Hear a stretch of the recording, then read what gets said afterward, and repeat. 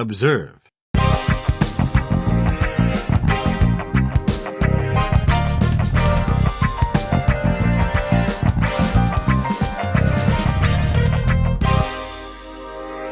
Hello, everybody, and welcome to episode number 14 of the Observe and Rapport Show. I'm Kyle Brennan, joined as ever by my beautiful co-host, Keith. Keith, how are we doing today? Couldn't be better, pal. Couldn't be better. You just got back from a trip to Disney. I did. It was fantastic. That? I love Disney World. It's gotten so modern compared to the way it used to be. If you're a Disney person out there, you remember when you were a kid, the park would open, and if you were crazy, you would run to each ride you wanted to go on, get a fast pass, a physical ticket that was like, okay, come back at 11:14 and you can ride, you can skip the line, whatever. All that shit's out the window. Now everything's on your phone in an app, the Disney app. There's things called Lightning Lane and Genie Plus and all this shit, and you have to, bro, if you're 60 and you go to Disney thinking you're just going to go and have a good time, it's not going to happen. You need to research how to go to Disney World now. It's not, like it used to be like obvious, like just get tickets, you'll walk in the park, and you can buy a ticket to a park, walk in, and you won't be able to do anything. You have to buy extra tickets for specific rides to go on the rides at all, or you wait 2 hours because they're so popular. You know what it is? Ever since they adopted Marvel, Star Wars, these things are cultural, phenomenons. Like people are obsessed with those things. I feel like it's almost going like the closest equivalent you can compare it to is probably like going to the Olympics or something. Yes. It's like trying to be a spectator at the Olympics and going from like the basketball to the swimming to the gymnastics to the track. Like everything's crowded with each person having an interest in this specific thing. Like Star Wars World is filled with Star Wars nerds, and Guardians of the Galaxy is filled with these maniac Marvel people who are insanely obsessed with Chris Pratt and whatever. So you have to buy these because my brother-in-law said it's highway robbery. They know that they can charge you an extra $20 to ride this ride. So they're like, well, do it. Screw it. It's like being on an airplane. Like you're just locked into that system, and you got to pay the prices that they charge. Exactly. You're in the park. I've only been twice. We went together when I was like 9, and then I went for high school. My junior year, we went on like a class trip down there, which was awesome. How many times have you been in your lifetime? How many times have I been to Disney? Probably 12 or something like that. I actually thought it was more, surprisingly. I mean, think about it realistically. We've been how many times? 3 or 4. Right? Or maybe more. I only went me once. And you, I mean. I only went once with you. That was only one time? Maybe so. 2 times. Yeah. And I think that I've probably been, I bet you 12 is the exact right number. Wow. And so, having said that, I'm a vet, I'd say. And, the stuff that you want to still be there is still there. And it's still magical and all that. But, there's now this group of people who have psychologically damaged psyches from their childhood. Disney Let's just people, be real. yeah. They're Disney people. And I don't want to discourage people from going. It's 95% of people are still normal parents and they want their kids to have a nice week. But some people have childhood trauma that they've never reconciled, and they go to Disney. You know how people will, like a Michael Jackson Neverland. It's literally Peter Pan, funnily enough. But how some people will be in an abusive relationship or something with their parents, or even like a boyfriend, and they keep getting in abusive relationships because there's something about the human psyche that just draws you back to the thing, and you have to reconcile this problem that you experienced. And if you don't, your life's just going to keep cycling you back until you do. That's these people with Disney World. They had a moment. I wasn't sure where you were going with this. They had a moment when they were kids, and it ruined it fucked them up somehow. And they're just trying to chase it. They're trying to go back to that moment. These people will disregard their entire lives. They'll go to work and do the bare minimum, but they'll never really achieve joy in an everyday sense. Yeah, they got Minnie Mouse on their cubicles. Yes, and stuff, yeah. They hold it all in Disney World. They Yeah. hold it all there, and you can see those people. They're a little psychotic about Disney. I have found it. I don't know if this is maybe just like a Long Island thing, but I feel like a lot of grumpy dads, randomly, you'll see them wearing like a Mickey Mouse t-shirt to the grocery store, and you're like, that guy who cursed out the cashier the other day, right? Because they call it the bubble, the Disney bubble. When you're in there, there's no news or there's no TVs with current what CNN, none of that shit's on. So you do forget about the whole world. So those people probably know, they hold all their happiness in for the Disney vacation, because then they go there and they act like totally different people, and they don't worry about the goddamn or whatever they're upset about, whatever the current thing is, they just let it go. And so there's a little bit of that, because now there's like grown ass 35-year-old people who literally are just like, I'm going to go to Disney 3 times a year, and I'm never going to get married. I'm never going to grow up. I'm just going to keep living in this fantasy world of Disney World. And that's everyone's choice, right? You can do whatever you want. But we see you when us normal people with kids go. We're like, Jesus Christ. You haven't been to Disneyland, right? In California? Fuck that. No. Stop. Is that considered worse? I don't even know. I mean, it's in California, which is objectively a worse place to be than Florida, in my opinion. It's not really a good argument. Florida and California. Well, yeah, Florida's got its problems. Yeah. But so you ran a half marathon there? I did run a half marathon. How'd it go? It was awesome. It was a great experience. I'm drinking beer. I don't want to even put it down. It's Friday. Well, you earned it. Thank you. Yeah, it was an incredible experience, man. I mean, because I trained. Looking back, I prepared pretty well. Like, I took it kind of seriously, you know. How long did you train for? Months. I mean, my first real run was probably in April or so. Like when I really got off the couch. Like, I ran a mile, 1.3 miles, and I could not move. Like, I was like, oh, I can't do this. Wow. Like, I cannot do this. And like anything else, you just keep doing it, man. Even though it sucks, and you're not good at it, eventually that becomes 2, then 2.5, then 3, then 3.5. And before you know it, you're running 6 miles at a time. It's like the human body is just so adaptable. It's amazing what it just figures out. Like, all right, I guess we're doing this every day. Like, this is going on. We got to prepare ourselves to run long distances, and then your body just adapts to it. Yeah. And so I was running, my longest run, honestly, you're supposed to run 10 miles before you run a half, and I only ran 8. But when I finished the 8 even, the first time I had a horrible experience. But then after that, I'm like, oh, I feel good. I feel good running this distance. If you can do something monotonous for 8 miles, like running, if you can run 8 miles, you can run 13. Exactly. It's the same thing with marathon training. I think the longest you're supposed to do is 20. Yeah. Which is to say, if your body can last for 20 miles, it can last You'll for another 6. Duke it out for the last 5. Yeah. And I don't know if this is the same with the half marathon, but at least when I did the marathon, the last few miles, it's all mental. It's not physical. 100%. It's just every fiber of your body is screaming to stop. Like, why are you still doing this? And you just have to, every step, be like, all right, one more step for 6 miles. Yeah. It sucks. You put your head down. I remember. It seems like you enjoyed it, though. Like, I enjoyed you didn't it because, suffer through it? No, I didn't. I enjoyed it because I was prepared. Like, I was really prepared. Like, What was the longest distance you had run, I guess, prior to this year? Oh, man, probably 5. Oh, wow. Yeah. So I'd never run anything close to this before. Yeah. And my official time was 2:41, which is apparently in the realm of, like, they say if you're a beginner, it should be between 2:30 and 3 hours. So what mile pace is that? Do you know? It's 12, but the thing is, I took a shit during the race. You know what I mean? Like, that racked it up. Yeah, so I took a shit between mile 4 and 5.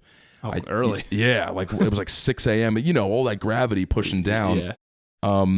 But then I also, there's a lot of like obese people dressed as Tinkerbell, just doing the freaking race, walking. So you're weaving around a lot of people who aren't actually doing this. I know. It slows you down. I just did 2 races. I did the turkey trot in town yesterday, and then I did the tunnels to towers in September. And like that, they should really have a separate lane for walkers, because it's annoying. Actually dangerous. It's very dangerous when you're trying to weave, and like there's little kids too, and like you very closely like knock them over with your knee or something. And it's a pain, and you also like expend more energy because you're trying to sprint past them. Yeah, and go by. And not everyone follows the running rules of, like, you raise your hand if you're gonna stop. Like, that's a rule in the Run Disney. Like, if you're going to stop, or like look over your shoulder, raise your hand, give an indicator. Knows you're going to be. So people were just like, they'd just be like, oh, and like stop, and I'm like, get the fuck out of the way. Are you kidding me? People in the city who like stand when they get to the top of the escalator, and they're just like, where am I? I'm not saying that every person who gets in the way and looks lost in Penn Station is Asian, but they are. Okay, because every time, dude, I had one guy recently. Well, I'm sure there's a lot of tourists, right? Yeah. Whatever. It's also a melting pot of, who knows if this guy's a tourist, but he was, the single lane elevator? Yeah. Single person elevator. This guy who stands right in front of it stops walking. And I'm like, I'm sorry, but I said, dude, are you fucking kidding me? Go! Because like, there's already 16 people now. Yeah. It's New York City. You can't just do that. And he's like texting. Go! I get astonished all the time by just the lack of self-awareness. Lack of awareness is like, crazy. What's wrong with you? Crazy. Yes. That's why, like, even today, this morning, I do this sometimes from time to time, just to almost like as a social experiment. I went to get coffee today. And the line, I guess, day after Thanksgiving, everyone, they were closed yesterday, so the line was crazy, like 8 a.m. The line was like out the door. And I'm at the end of the line, and I'm like, all right, I'm probably going to be waiting for 10 minutes. I was like, I'm not going to look at my phone for 10 minutes, and I'm just going to watch. And there was like babies running around and stuff, and people coming through with like drinks and everything. And being situationally aware and like watching, I'm like moving my shoulders, watching it. The kid was running by, and I just like put my hand out. And like, there's actually a lot to be aware of. Sure, especially in a bustling shop. 90% of the people are just on their phone and have no idea what's going on. And like, you have to like nudge them, like, hey, like, there's 10 feet in front of you. Yeah. Like, go. All of a sudden, up. you're like a teacher on a school trip.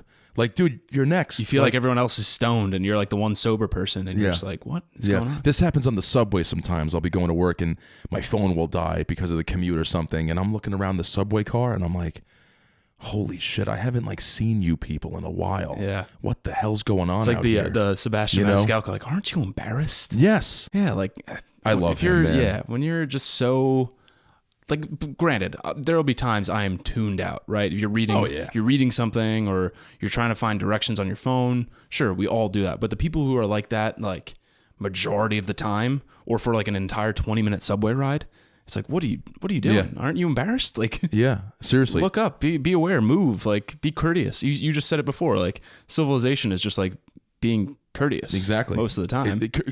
I forgot some lord said this but he was saying civilization is just courtesy. Yeah. I mean, it's just having courtesy for your fellow human being. Like Sebastian Maniscalco, the joke about that is like it's like, when I'm online at the cashier, I am trying to pay as quickly as possible. Get the fuck out of the way. Putting their take my bags away. Yeah. Yo, when I'm done, I'm like, I move everything. Yeah. Please. I'm like, oh, I'm sorry. I'm so sorry. I must move on. Yeah. But I just want to say something just to the listeners, if you're listening, like, you can run.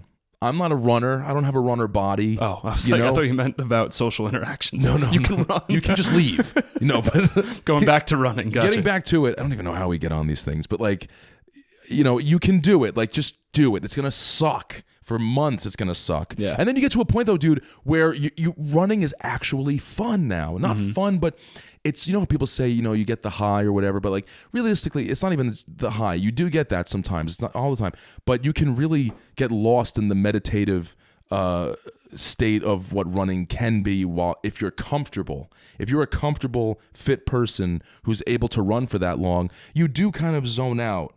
And it is good for your psychological well-being to just kind of zone out like that while exercising. I still hate running, and majority of the time I'm like listening to music or podcasts just to get me through it, But there'll be times when either like my headphones break or like I forget my phone, for whatever reason, and I run without a phone, and it can be really like meditative in a way. It is. When like you have to get to that point though. It's very specific. Like your breathing has to be like perfect, and like your running form is good, and it's like a nice weather day, and like 3 miles will go by easily. Yes. And you're just like, that didn't even feel like effort. It just felt like you get these random wins like in your sails, yeah. right? And it's just the idea, like, just being out in nature, like, find a spot. Like, I ran around Calmset, man, and like, it would be raining sometimes and nobody's there, and it's just fantastic, dude. It's just a beautiful thing. So I'd do it again. It was a great experience. I would definitely run another half marathon. I don't know if I'll ever do a full, but I enjoy the race atmosphere and the whole thing. It's a lot of fun. That's awesome, man. What was interesting, real quick, I wasn't really that tired after. I was going to ask, how was the recovery? So I finished, my feet were literally vibrating, like, and I've never felt that before. And I was like, oh God. And then 2 minutes went by and that stopped. And then I laid down and I fell asleep for like 8 minutes. And then I woke up, man, and I just felt like $1 million. Like, everybody was like, are you okay? Are you good? Like, I'm like, I got to tell you, I'm fine. Like, this is my first race. My sisters are crazy. They run all the time. And we went to the parks after. I ended up taking 50,000 steps that day. Jesus. Because, you go to the park, you walk everywhere. And I wasn't tired at all. I didn't feel like, my knees, or I didn't feel like, I'm exhausted. It's interesting how you can run 13 miles and you're okay. Like, that was very surprising to me. I must have been in good condition at the time. That's great. Yeah, it was great. Yeah, my knees are usually banged up at that point. I'm like ice and everything. My sister taped me up with that K tape or whatever that is. That stuff's good. It's stuff. I mean, it didn't hurt at all my knee. Yeah, I used to use like the BioFreeze, like the rub-on. The best is Body Glide, gel. dude. You got to use Body Glide. Yeah. I was lathering myself up, and also I had nipple guards. Some chafing can happen. The nipple thing is a little circular tape thing, and I thought it was just gonna be so flimsy and fall off. I had to peel them off with like a plier, like a what do you call that? A tweezer, because they were so they're made to cover your nipples. Yeah. Which is obvious. But like, those things usually suck. I don't know. But the nipple guards worked, the K-tape, I was set. Yeah, back when I used to do the triathlons, it was all Vaseline just everywhere. Bodyguard, under the armpits, Body the Glide, thighs, the nipples, everything. It was crucial. Like you needed all the gear, all the stuff, because especially with swimming, you're swimming, then you're on the bike, and then you're running. So like you got it's salt wet, water. Yeah. The chafing is bad. So it's clutch. Let's talk about Thanksgiving for a second. I wanted to say this because it has to do with the things we kind of talk about a lot. I had a Thanksgiving, great Thanksgiving. Saw my family, saw my wife's family, my family in general. But there was someone there at my wife's side from my wife's side of the family, but also he's like my brother-in-law, step-brother-in-law, whatever. He was recently in a very traumatic accident at work where he sustained like really bad physical injuries, head trauma, went into a coma, the whole thing. Jesus. But he's fantastic now, like physically. How recent was this? This was probably maybe even 2 years ago now this happened, maybe a year and a half, but he's fully recovered, I'd say, fully. For a while, it was like, will he even survive? Like, it was really bad. But I saw him again. I'd seen him since, but I saw him again, and he just looked great. And it wasn't just that he looked great because he healed fully. Something was different, Like, his clothing was, different, and his hair and his beard and his color in his face. When someone just looks good? Had a glow, yeah. Yes. And so we were talking and chit-chatting, and he got around to how he's seeing this girl, and she has 2 kids, and I have a daughter now, and she was there. And every time, when the baby's in the room, everyone's talking about baby stuff, right? Every time something came up about the baby, he had something to add, because his girlfriend has 2 children, a 2-year-old and a 6-year-old. And he's really taking a big part in this person's life, it seems. And he's acting as like their new kind of like, stepdad or whatever. And, he talks about her in such a way where you're like, oh, you really like her. Yeah. And you really like these kids too. And, it's not like I was ever worried about him or anything like that, but I never thought that he would be the kind of person to just jump into this super heavy, super demanding situation, right? And he's taken on all this responsibility, basically, right? And it's changed him for the better. And it's so obvious that it's changed him. Like, everyone sees it. That's awesome. And it is awesome, right? And it reminded me that, like, isn't it funny that sometimes you're in a situation where you feel like, oh man, a bunch of responsibility would be the worst thing for me right now. But it turns out that you probably need extra responsibility because it's demanding something from you that you may not currently be in a state to provide, but if you're willing to do that and take it on, you become that person that's capable of doing that.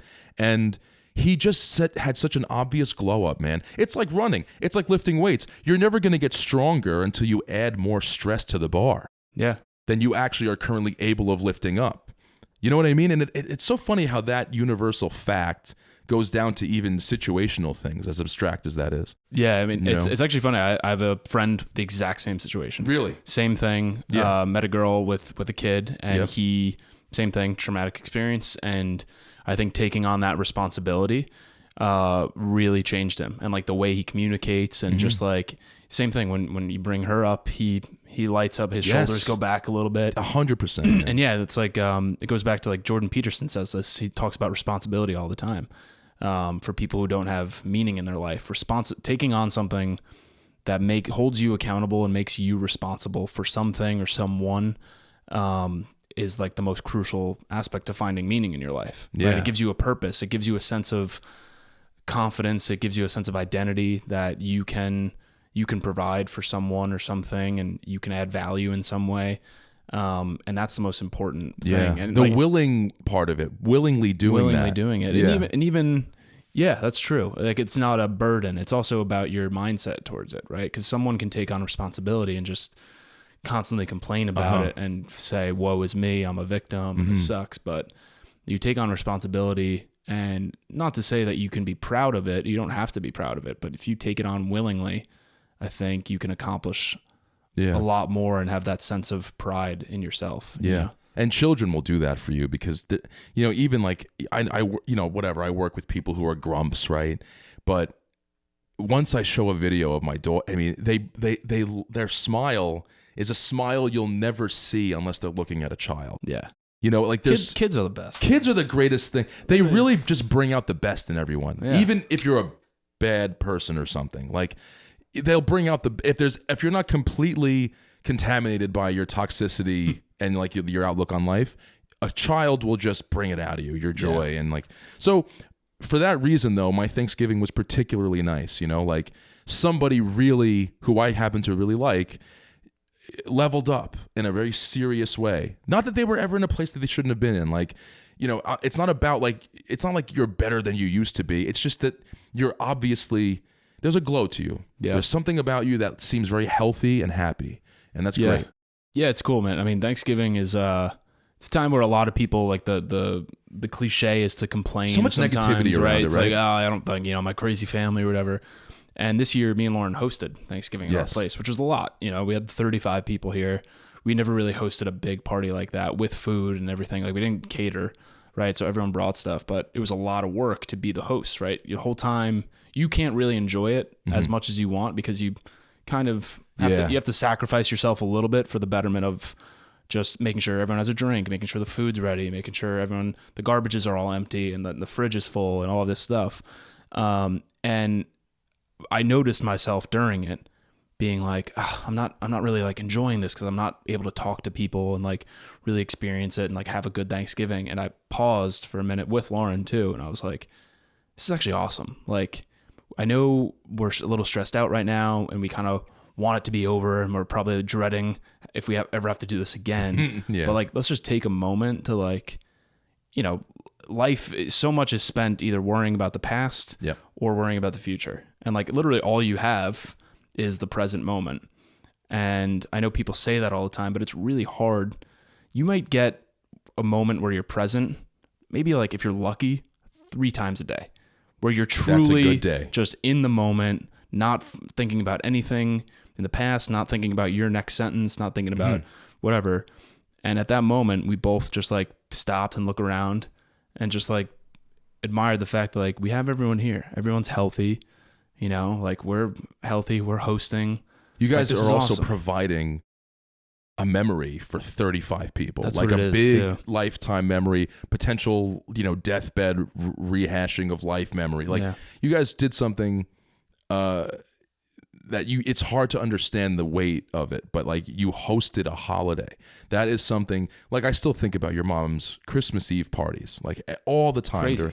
I mean, it's just because, dude, I was 10 and I still think about, man, remember all those people were in one room and 60 people in 60 in a people split level house. Yeah. And you guys seem to be recreating a new kind of tradition with that. And that's beautiful, man. I mean, like you said, like there's so much negativity attached to the holidays, like, oh, this is going to suck. And like, my freaking family and whatever. But you know what, man, that's your attitude, isn't it? That's your attitude about it. Like everyone, I know that people have problems and the people are fucked up in people's families, but like, a lot of it really just comes down to you and the way you're willing to either accept or not accept or just be courteous to people, like just be understanding for the way that they are, for the for their quirks of their personality. Just understand those things and like, be accepting of it, and just be courteous. Just be civil. I think the holidays will just get along better if people spent less time going and more time being in the present and just going, you know what, we're all gonna die. And, so, and the thing is, like, you know, it does take effort sometimes to like stop yourself. Well, but that's the thing. urges, People think you don't have to do anything. No, right? it's effort. You have to put yeah. effort into everything. Like even yesterday, yesterday it was Thanksgiving morning, and I had to go. I had to like go grocery shopping and like hop around and like get tablecloths and garbage bags and like extra stuff that we needed, and like the fucking grocery store parking lot was a mess. Everyone's freaking out and like white knuckling it and going crazy, and I was in that head state too, and I had to like stop myself and just be like, you know what, like that's where marijuana comes in sometimes. Sometimes just a hit of the pen. Just for me, what it feels like is I'm like up here with all this white constant chaos, and you take a hit, and it just brings you back down. I feel like sometimes a hit of weed just like. I'm not talking about smoking a blunt. No, and just and I wasn't high yesterday, to be clear, but sometimes like either a hit of weed or just like reminding yourself to stop or breathe for a second. It takes you from like being on your toes and like aggressive to just falling back on your heels a little bit, which is not a bad thing when you're just grocery shopping. Agreed. Sometimes you do want to be on your toes, right? You want to be, proactive and energetic in life, but other times it's just like, I don't need to be freaking out and anxious and stressed out right now. I'm grocery shopping. Like, agreed. Let me just chill out, and I'll feel better about myself if I just let that car who cut me off. Yeah, go ahead, take the spot. I don't care. Yeah, let it roll off your back a little bit, and it's like, almost make more. Your day a lot sometimes easier. You know what I like to do it's about the holidays. That? It's the holidays. I also like to like watch, like when something like that happens. It's more fun to watch how this person behaves in this anger craze. I do that all the time. And then instead of engaging and getting as angry, just watch them. It's hilarious. I do it like an observer. Like I'm like let me watch this person just freak out right now. I saw two people in the parking lot the other day. There was a pedestrian like crossing the lane. We were at what was it, the Costco like shopping center. A pedestrian crossing the lane, and a car, I guess, just like tried to like speed up before he crossed, and they were just like, fuck you, fuck your mother, fuck you. And I'm just like laughing. Like, this is so funny. Yeah. Yeah, man. People are wild, but people are wild, but people are awesome at the same time. I wanted to change. This is the most incredible 180, but can we just talk about the war for a second? But I don't want to talk about anything specific about they did this and they did that and that's why they're wrong. Can I bring in the conversation with a book I'm reading about? Please, war God. right now? Yes. About war? About the Iraq War. The most recent one. That's perfect. Iraqi freedom. Actually. So, I'm reading a book called Fiasco by Thomas Ricks, great historian writer. And he actually wrote this in 2006 about the Iraq War, and he called it Fiasco. Like he knew, and we were kids at that point. We went into Iraq in 2003, and I know at the time, there was a lot of like contention around it. I remember Colin Powell delivering that speech at the UN that just like there are weapons of mass destruction, and like we're convinced and we're going to go to war. And I remember there being a lot of people against it. And until I read this book, like I'm only halfway through, and this book, remember, it was written in 2006. So the author didn't know it was going to go on for that much longer. Another 15 years. And he was just writing about how much of a shit show it was, just between the bureaucracy of DC, the leadership of the military. We went in with like literally zero strategic planning. It's just crazy that like we went into this war with so many people opposed and so many smart people just saying like, you don't know what you're getting yourself into. You don't have any strategy. You're going to topple Saddam Hussein. But you have no plan of like what to do after. Right. And literally we toppled Saddam Hussein and his regime like within the first 3 months. And then after we were just like, That was like the first smut video anyone ever saw at our age, like of his hanging. Yeah. Remember that? But it just, reading books like that, especially modern books, because so many times you read books about like World War II and you're like, war is a lot about just like blind faith, luck, a little bit of strategy that sometimes pays off, sometimes it doesn't.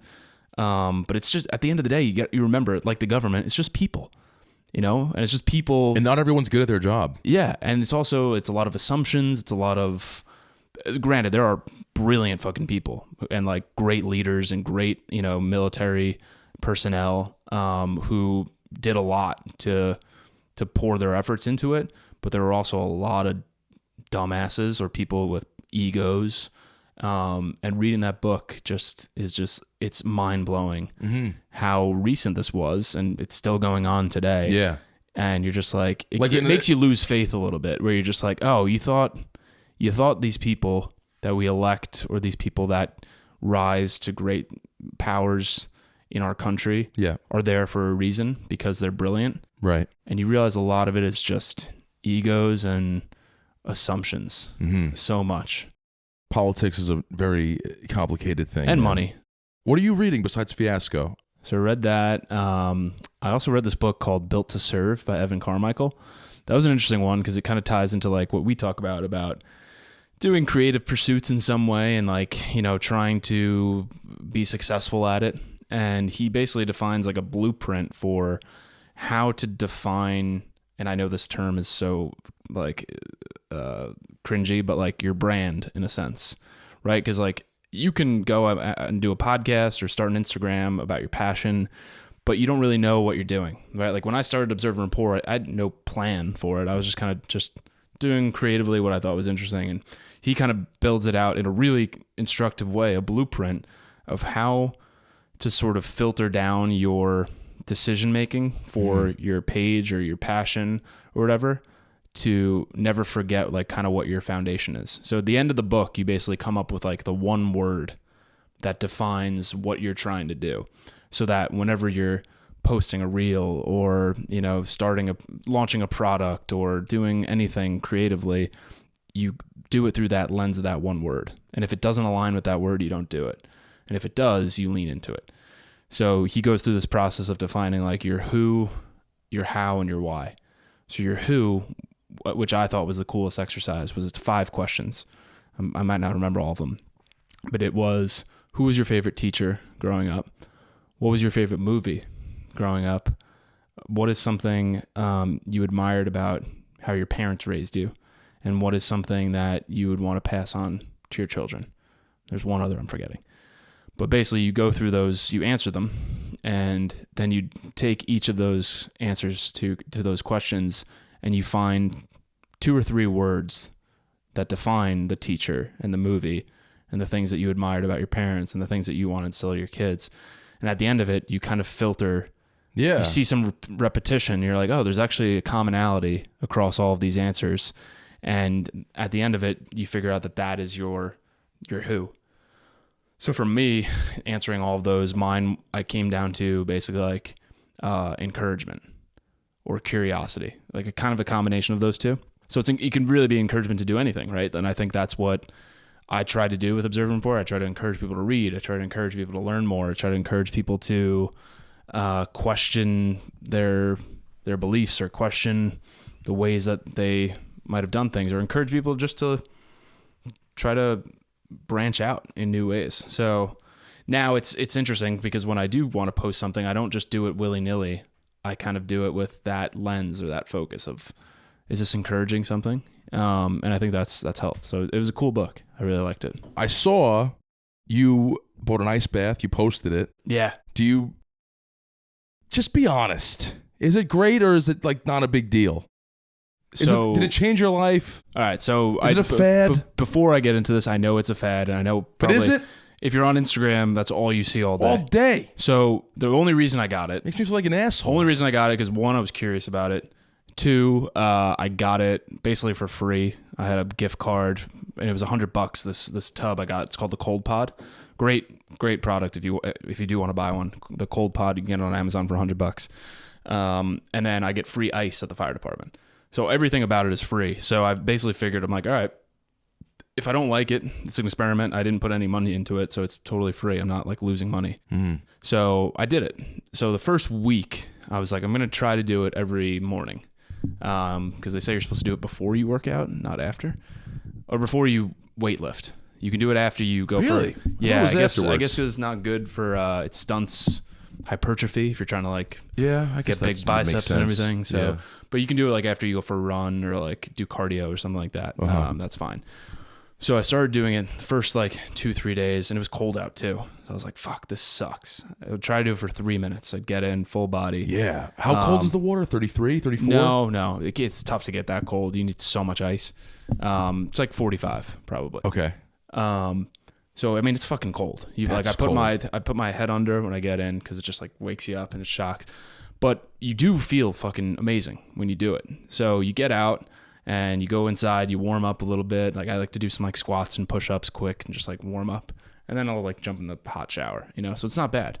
But after a week of doing it, now I'm like, oh, I fucking love it. Like it's Really? almost to me, and I hate to be the guy who gets on the soapbox and like, no, don't be. But it truly if is. It works, like, it works, man. It's fucking amazing. Like I Why? feel. So a few reasons. One, you do it first thing in the morning, and it's basically like the Mark Twain ideology of like eating the frog, which is just like doing the most difficult shit as soon as you wake up, because then the rest of the day is easy.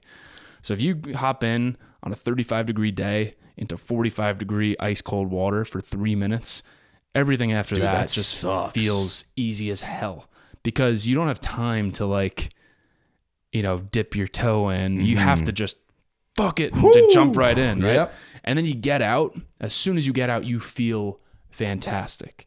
And I don't remember You're doing 3 whole minutes right now? 3 whole minutes, yeah. Wow. You just stay still. And it's also meditative, because for 3 minutes, all you can do is focus on breathing. Right. Because you're just trying not to do the short, shallow, like, you're trying to do like deep. So it's so calming too. And I'm doing it in my backyard. And I'm just like looking at the leaves in the fall, and I'm like, and it just relaxes you because you can't think about anything. So it's you're so 35 cold. degrees out. You're in 45 degree weather. Water. Yeah. And you get out, and then you dry off with a towel. You're like shivering a little bit, but as soon as you get out, you're warm after that, right? And you get inside, and then you fucking feel amazing the rest of the day. And like it lasts. Like your energy level just stays high. And I don't remember the official stat, but it was something like Huberman or Rogan said. It was like the effect of it on dopamine is like the equivalent or greater than doing a line of cocaine. yeah, it is. And it lasts for like 9 times as long. Because like cocaine goes away quickly. Like this actually will last the whole day. So I've been doing it for every day for 2 weeks now. And I really, That's dedication. it's not for everyone. It's not for everyone. I know that's dedication. I know it's psycho. That's great. But I really feel great. And is this something? I have so many questions. Yeah. But just finish. It's I feel like it's also like a momentum builder throughout the day, because now I almost look at it as a necessity. Like now when I wake up and I don't do it, it's almost like not having my coffee. Like now I'm like, I don't have that same spark I did yesterday. So now I actually look forward to it. And I know it sucks every morning, but as soon as I'm out, I feel fantastic in terms of energy and just like that rush of cold water. You also feel the satisfaction of like, oh, I did that, that sucked and I did it. So it's like a confidence builder. But then it also, it makes your energy so high that it also cascades into, I don't feel like having, that bagel for breakfast. Yeah. Or I don't feel like having a few beers tonight, because I actually feel so good right now. I don't feel like doing an edible right now. Right. I don't feel like having pizza. Like, so it actually builds momentum where like I've been so healthy the last few weeks too, because my energy's been higher. I've been working out more. Like just having more energy, been eating healthier, been intermittent fasting to like 12 or 1. I just started intermittent fasting. My focus is like fantastic. Yeah. And even Lauren said today, I was just like buzzing around the house, like doing chores. I just had so much energy. And it's not to say it's just like a magic elixir. It's going to heal everything, but it improves my life to a factor that I definitely want to continue doing it all the time. That's awesome, man. Yeah. And sleep. Sleep is good too. Yeah.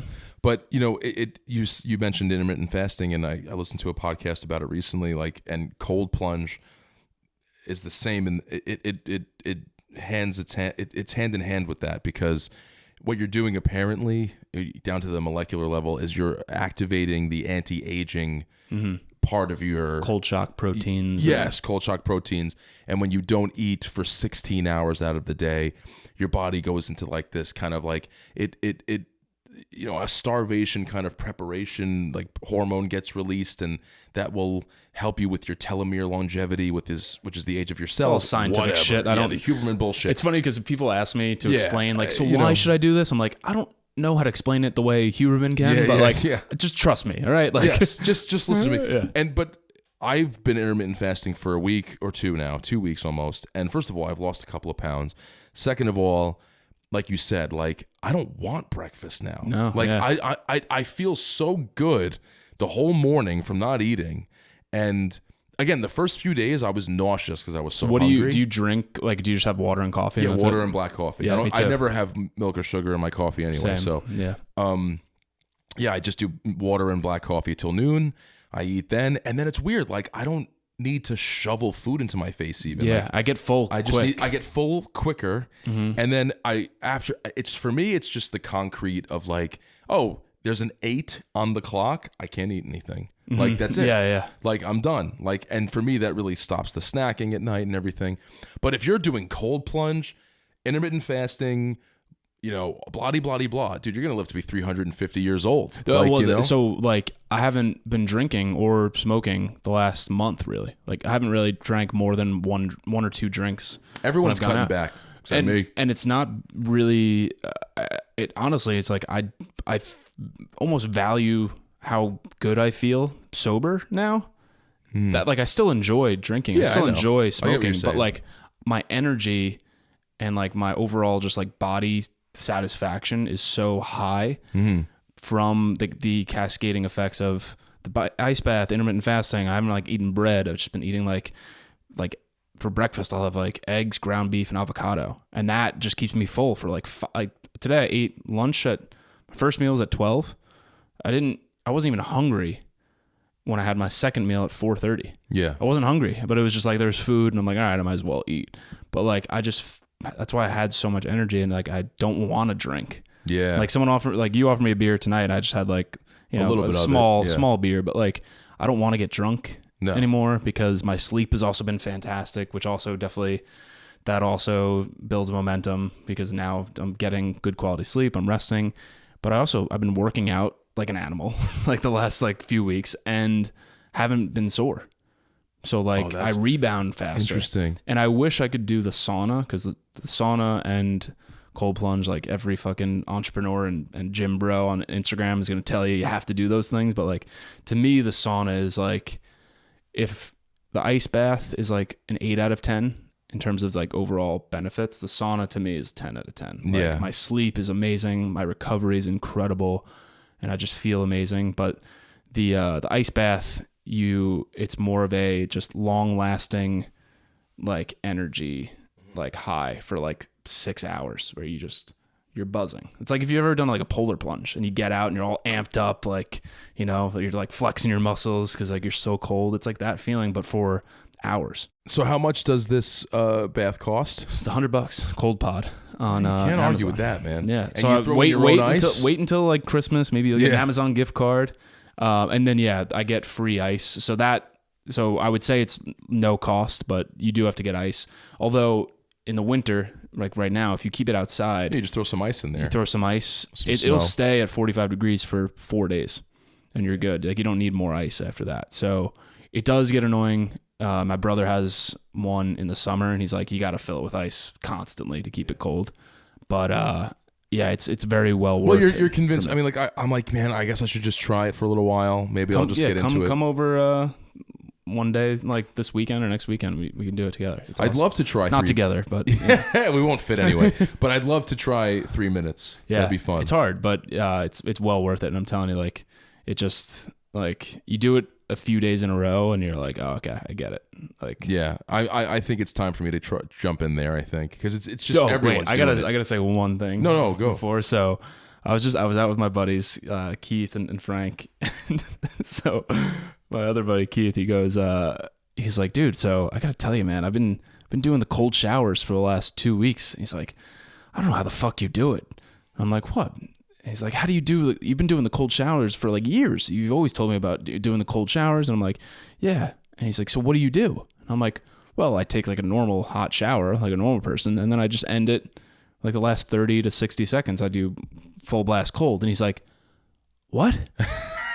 He's like, dude, I thought you did like 7-minute full shower, like freezing cold. I was like, no, I'm not a psycho. And he's like, dude, I've been doing it for 2 weeks. And I was like, this sucks. Keith, done, bro.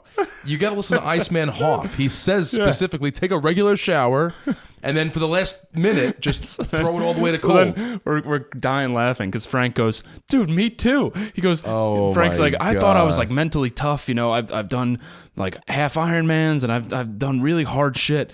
And I got to tell you, the first time I did that full cold shower, I was like, man, Kyle's a psycho. It's like, I don't know. I can't do it. I was like, I've tapped out. And I'm like, no, I dude. tried the shower thing So they too. thought I was like this superhuman guy just for 5 years taking ice cold showers every day. And No, I'm like, you're out of Jesus, your mind. no. No, dude. First of all, the shower's a different setting too. Like I've tried the cold shower. It's really not even that bad.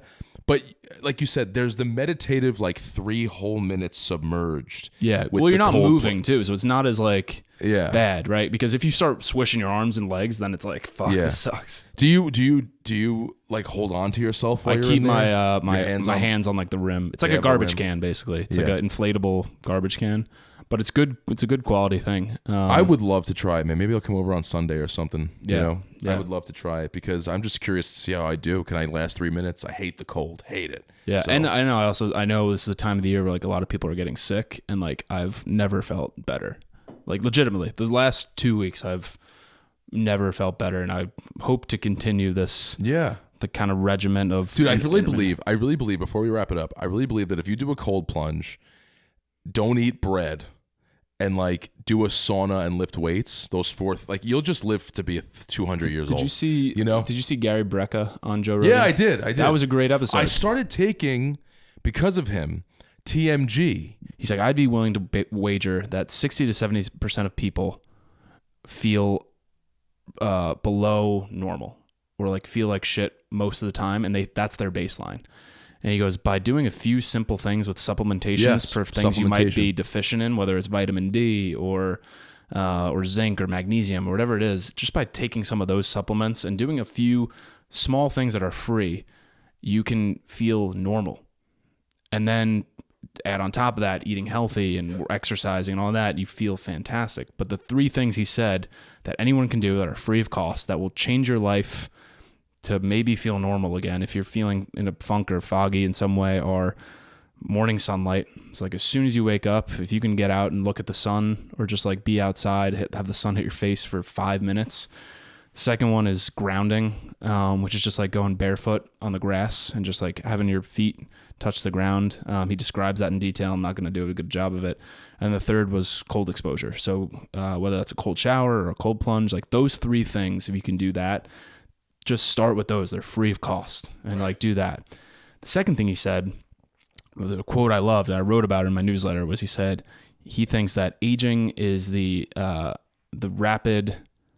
I'm gonna fuck it up. Aging is the rapid pursuit of comfort. And he said by age 30, that is what it is. Yeah, right. The rapid pursuit of comfort. Because everything that you do that isn't comfortable seems to improve your longevity. Yeah, exactly. And he said by age 30, 95% of people will never sprint again.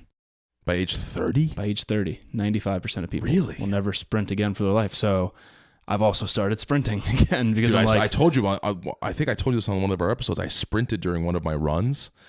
Bro, the exhilaration that you feel just running how often, like you said, you just brought it up. Now that you like run like a lion, running as fast as you can is so much fun, bro. Like it improves your mood. Oh yeah, you know, you feel like, that was awesome.